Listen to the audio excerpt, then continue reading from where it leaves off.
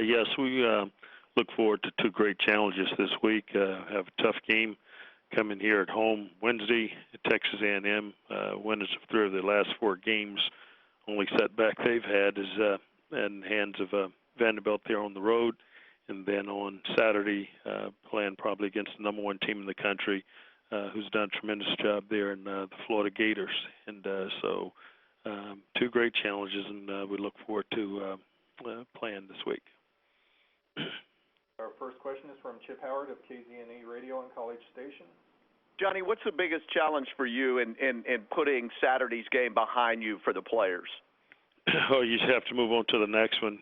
Had we been successful in winning that basketball game, the same would certainly have to apply. We know the venue that we were playing in, the caliber team that we played, and Cal's done a tremendous job with those guys. And had we had success in winning, we certainly would have to be looking forward to playing a great team in Texas A&M and preparing and getting ready for them as well. A&M's played a lot of close games. Obviously, a lot of teams in this league have played a lot of close games, and you had one with them in College Station. What have you seen from them lately? They're just a very solid team. They've continued to grow, and I think you can look at what they've had an opportunity to do as of late. I think after they lost Reese, they had to make some adjustments. They've done a tremendous job in doing that, and they're playing very confident right now out there on the floor and making extra passes. They're a good, solid defensive basketball team, and they've done a tremendous job offensively and getting the shots from the right spots for their guys. Thank you. Mm-hmm. Next up is Larry Vaught of the Danville Advocate-Messenger. Good morning, Johnny. After playing Kentucky twice, you've done a good job of limiting Julius Randle's scoring. But what has impressed you the most about him from playing against him two times? Well, the thing that impressed me the most is he really doesn't force anything. We've tried to make sure that we try to defend him the right way, and he's one of those guys that don't mind passing. He's a very unselfish basketball player, and even with that, he doesn't get frustrated. As a freshman, he continues to play as much to being able to make that last play in the game on Saturday. That's what impresses me the most with him because of his size and strength and his awareness out there on the floor. Just a very heady basketball player. Thank you. Yes. Next is Bob Holt of the Arkansas Democrat-Gazette. Hey, Coach. How you doing today? Great, Bob. Thanks. You guys are in a 7-way tie for 4th place. Have you ever seen a 7-way tie in any league? Just what are your thoughts about that logjam? Well, I think it just speaks to how great our league is. And when you talk about how competitive it is from top to bottom, and you look out there and you see what Florida has been able to do, but in the midst of doing it, the overtime games that they've been in, the challenges that they've been presented, as well as Kentucky.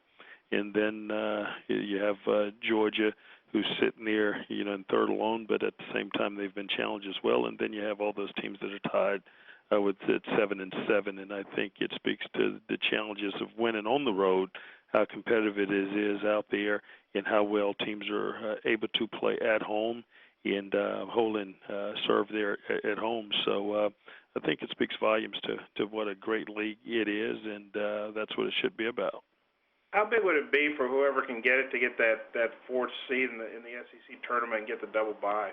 I think it's really important to try to get to that 4th seed because now you're limited to only possibly playing those 3 games to maybe have an opportunity to win a championship. And I think that's what each coach would be vying for that's in that position. And I think it's important to try to be one of those top 4 teams to put yourself in that position, which is going to be extremely difficult.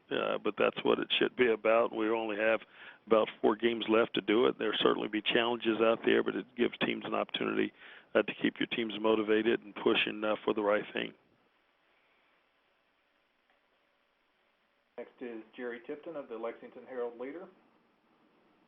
Johnny, after the game on the winning play Saturday, you said that Kentucky went for it, Randall went for it, maybe, and implied more than your guys did. Randall said it was more about the basketball gods kind of smiling on him and presenting him the ball right there. What did you see when you looked at it on tape? Yeah, Jerry, I apologize if I insinuated that our guys didn't go for it. I thought they were very competitive and playing extremely hard. I didn't understand that Randall went for it is meaning that he put himself in position to make the play, never stopped on the play. We got a block in there, and to put yourself in a position to make a winning play, you have to stay active. And I thought that's what Randall was able to do. No, I thought our guys were battling hard and reaching and grabbing and trying to make sure that they got there to make the play as well, but he was able to come up with it and make a winning play.